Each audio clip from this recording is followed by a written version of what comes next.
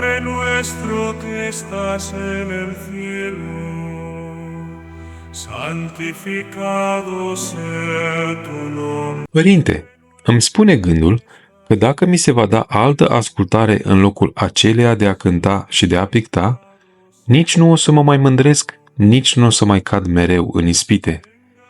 Chiar dacă fugi de cântarea la strană sau de pictură, dacă nu te scârbești de slava deșartă, vei face și mai multe gafe. Dar chiar și această fugă ascunde în ea mândrie și chiar mai multă, pentru că în realitate vrei să fugi de aceste ascultări ca să nu-ți fie rănit egoismul.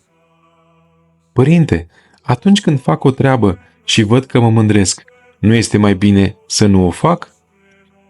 Dacă îți spun să faci o treabă, să o faci, dar să iei aminte să nu cazi.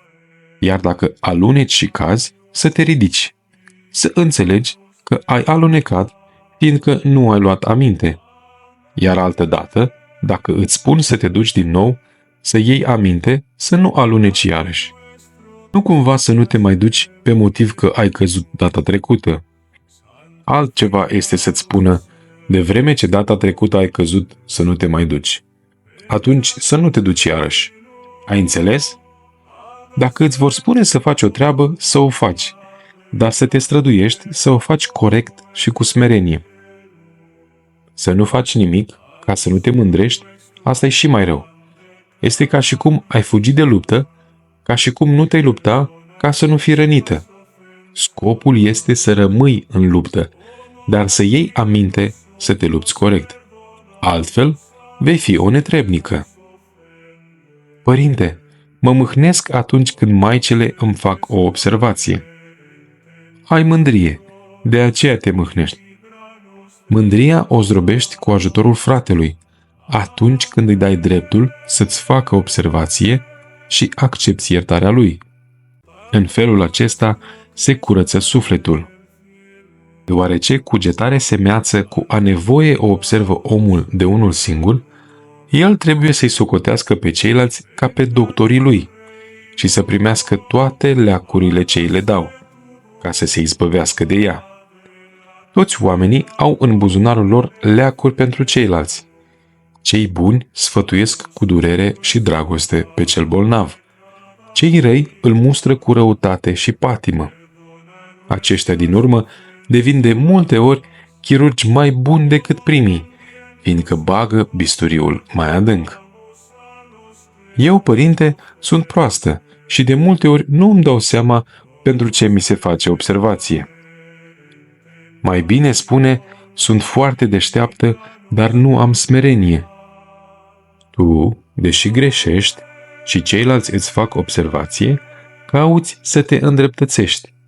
Cum să mai ajungi la măsura de a lua asupra ta greșeala atunci când te acuză pe nedrept?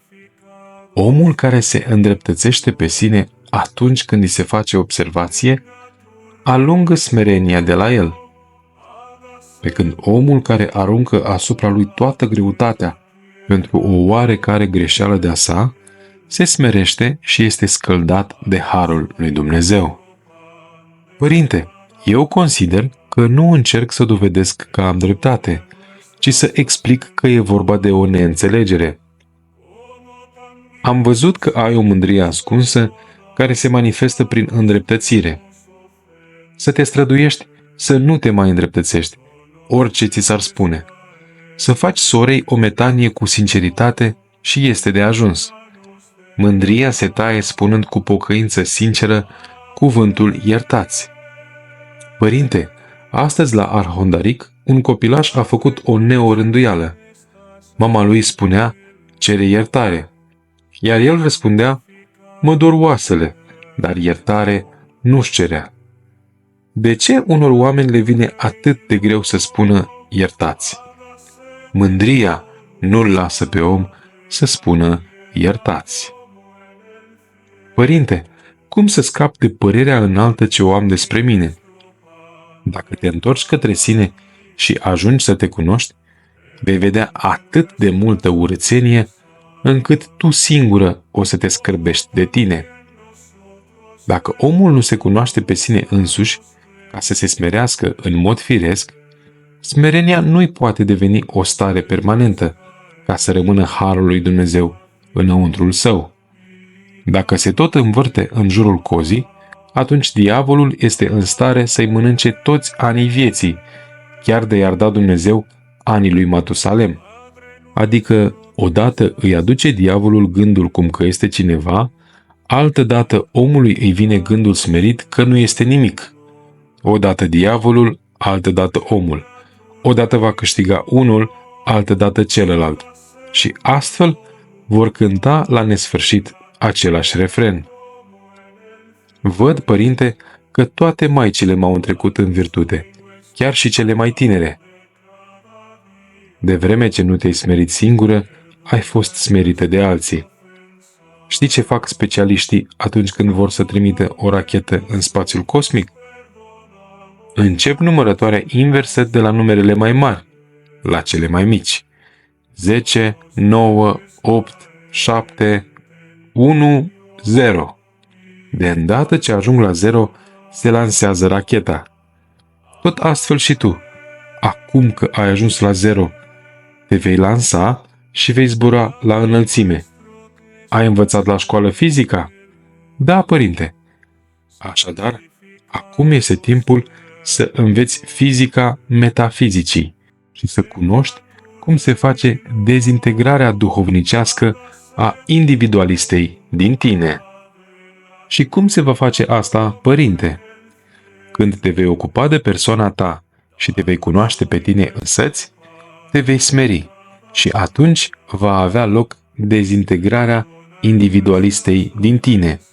Va ieși energia duhovnicească și vei zbura în spațiu. Numai așa vei putea intra pe traiectoria duhovnicească. Altfel, vei rămâne pe traiectoria lumească. Nu folosește la nimic să cerceteze cineva întreaga lume, dacă nu a cercetat mai întâi lumea sa lăuntrică. Dacă își cunoaște mai întâi lumea sa lăuntrică, adică sinele său, persoana sa, va cunoaște apoi cu ușurință nu numai pământul, ci și spațiul. Când omul își cunoaște propria persoană, atunci automat are loc dezintegrarea propriului individualism și se mișcă pe traiectoria duhovnicească, în afara atracției pământului, în afara atracției lumii. Deși trăiește pe pământ ca un om, trăiește fără să fie atras de păcat și, în general, de dorințele lumești. Părinte, atunci când, deși te lupți, mândria nu cedează, înseamnă că nu te cunoști cu adevărat pe tine însuți? Da. Nu a avut loc încă dezintegrarea duhovnicească a propriului individualism. Ai înțeles? Adică tot la smerenie ne întoarcem. Sigur că da. Omul care are mândrie nu s-a cunoscut pe sine. Dacă se cunoaște pe sine, mândria va pleca. Totul este să te cunoști pe tine însuți.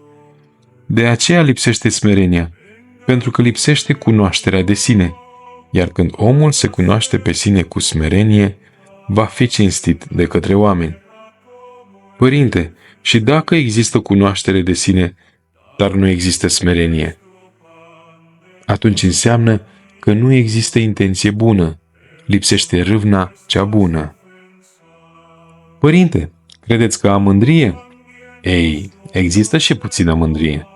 Cel puțin să avem mândria normală, atât cât prevede legea. Există și mândrie, așa zis, normală? Ascultă. Dacă cineva are anumite înclinații, cunoștințe, daruri, etc., chiar dacă se mândrește puțin, are circumstanțe atenuante.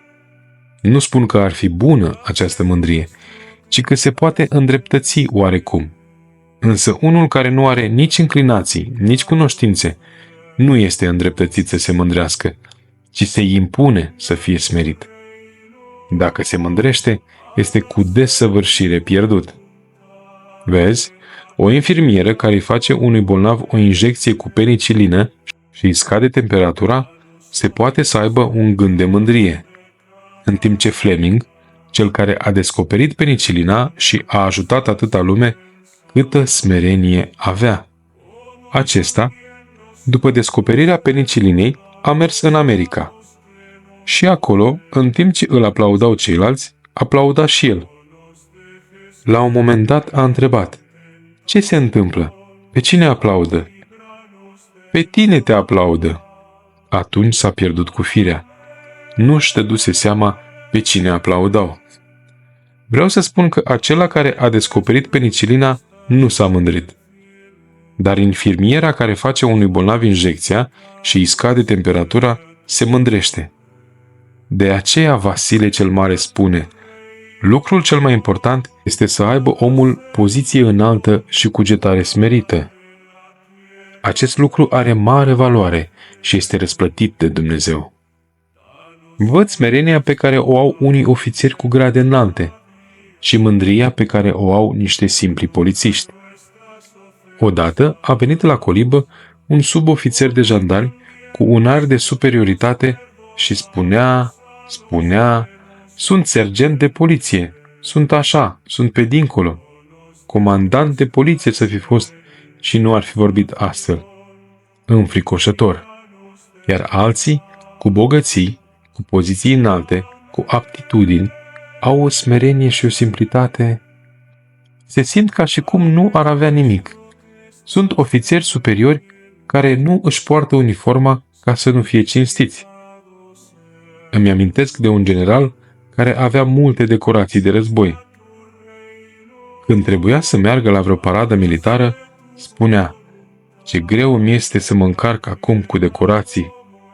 Iar un altul, care primise un singur galon, își purta mereu uniforma ca să-l arate. Își pusese chiar și o tresă mai groasă, atât cât să nu-l aresteze, căci există regulament care prevede cât de lată trebuie să fie tresa. Sărmanii oameni.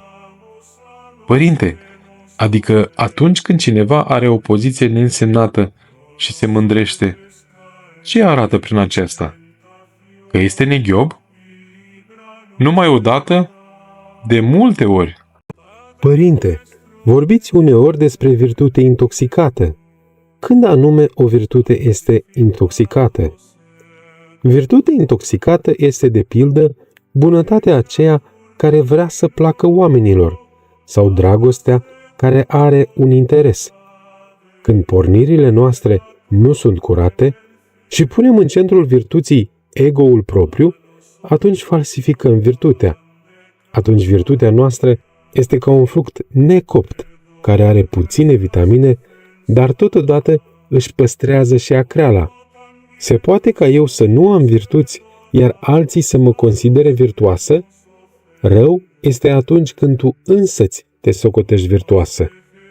Părinte, se poate să nu-mi dau seama de adevărata mea stare duhovnicească și să cred că sunt virtuoasă? Se poate, dar, dacă ești atentă, vei vedea că nu ai dulceață lăuntrică și astfel îți vei da seama care este starea ta duhovnicească. Uneori, se poate ca cineva să creadă că are o virtute, deoarece a aflat pur și simplu despre anumite trăsături exterioare ale ei și le imită ca să pară virtuos. Aceasta însă nu este și nici nu va fi vreodată o virtute adevărată. Va fi trecută prin sită și cândva realitatea va ieși la iveală. Altceva este, de pildă, când cineva se nevoiește să nu vorbească, ca să nu-i rănească pe ceilalți, și să dobândească încet virtutea tăcerii, și altceva este să nu vorbească pentru a lăsa impresia că are virtutea tăcerii. Atunci se poate să rămână tăcut în afară, dar cu gândurile să flecărească în continuu, iar înăuntrul său să aibă o mulțime de patimi. După portarea din afară, ai zice că este un sfânt perfect, dar când se descoperă omul lăuntric, el este... Părinte, mă dezamăgește adevărata mea stare duhovnicească. Chiar și cele bune pe care credeam că le am s-au dovedit a fi nefolositoare. Care anume? Iată, sârguința pe care o credeam că o am s-a dovedit în cele din urmă a fi egoism. Nu este așa binecuvântat-o. O rocă are înăuntru diferite metale. Poate avea mult nisip, dar și cupru, fier și puțin aur. Dacă va fi băgată în topitoare, aurul se va separa. Ca aurul în topitoare, cum spune la înțelepciunea lui Solomon.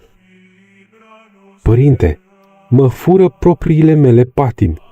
Uneori mă fură iubirea de sine, alteori răspândirea în cele din afară.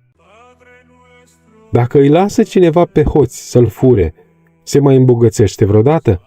La fel și tu, dacă te lași furată de patim, oare mai poți spori? Vei fi întotdeauna săracă, căci vei pierde tot ce aduni. Mă mir cum de te fură aghiuță, în timp ce tu ai putea să furi raiul. Părinte, dar de ce? Deși am dispoziția să mă nevoiesc pentru o virtute, totuși stau pe loc. Care este pricina? De multe ori nu avem maturitatea trebuincioasă pentru acea virtute. Văd însă că tu ai început să te maturizezi duhovnicește. De aceea, să iei aminte ca acum când vine vara și agurida se face încet miere, să păzești bine strugurii de ciori, adică de demoni, trăind cu smerenie și în ascuns. Părinte, dacă fac un bine, în cele din urmă îl pierd, fiindcă imediat mă mândresc. Știi ce faci tu? Faci miere, iar apoi îl lași pe aghiuță să ți-o fure și astfel rămâi doar cu osteneala. Așa cum prisăcarul amețește albinele cu fum și ia mierea, tot astfel și pe tine te amețește aghiuță cu fumul mândriei, îți fură mierea duhovnicească pe care ai făcut-o și apoi își freacă mâinile de bucurie, adică îți fură darurile prețioase primite de la Dumnezeu, iar apoi se bucură. Tu ești isteață, cum de nu-ți dai seama de aceasta? De ce nu-l prinzi pe hoț, pe cel viclean care te fură? Părinte, dacă cineva simte că un dar pe care îl are este de la Dumnezeu, cum este cu putință să fie furat de ispititor? Este furat fiindcă nu ia aminte. Dumnezeu îl înzestrează pe fiecare om cu multe daruri, dar omul, deși ar trebui să-i fie recunoscător lui Dumnezeu pentru ele, de multe ori nu ia aminte și își atribuie cele pe care i le-a dat Dumnezeu și se laudă cu ele în sinea lui. Atunci diavolul cel viclean, ca un hoț ce este, merge și îi fură darurile, le otrăvește și astfel le face nefolositoare. Părinte, cum pot dobândi frumusețea duhovnicească? Dacă te vei nevoi cu râvnă dumnezeiască să dobândești aceste virtuți, vei dobândi frumusețea duhovnicească. Maica Domnului avea și frumusețea exterioară și pe cea lăuntrică. Cel care o vedea se schimba lăuntric. Acea delicatețe duhovnicească pe care o răspândea tămăduia suflete. Știți câtă misiune făcea ea cu frumusețea ei lăuntrică și cu puterea harului? La fel și oricare om, dacă lucrează duhovnicește și își șlefuiește caracterul, va primi har, iar sufletul său se va înfrumuseța. Părinte, omul care are harul dumnezeiesc își dă seama de asta? Înțelege anumite lucrări ale harului. Cel care îl vede își poate da seama că el are harul dumnezeiesc? Da, își dă seama de asta, fiindcă acela este trădat, să spunem așa, de harul dumnezeiesc. Vezi tu, virtutea nu se poate ascunde, oricât ar voi cineva să o tăinuiască, așa cum nici soarele nu poate fi ascuns cu o sită, deoarece trec destule raze prin găurile ei. Acela care are frumusețea duhovnicească pe care o dă virtutea, strălucește de dumnezeiescul har, căci omul, cu cât dobândește virtuți, se îndumnezeiește și este firesc să strălucească, fiindcă este, așa zis, trădat de dumnezeiescul har. Și atunci se arată oamenilor fără să vrea și fără să-și dea seama de aceasta, fiind slăvit în felul acesta Dumnezeu. dezintoxicarea de patim și curățirea sufletului se răsfrâng și asupra trupului, care se curăță și el, căci curățirea pornește de la inimă. Prin circulația sângelui, inima transmite starea ei duhovnicească și trupului și astfel se sfințește omul în întregime. Padre nuestro que estás en el cielo, santificado sea tu nombre.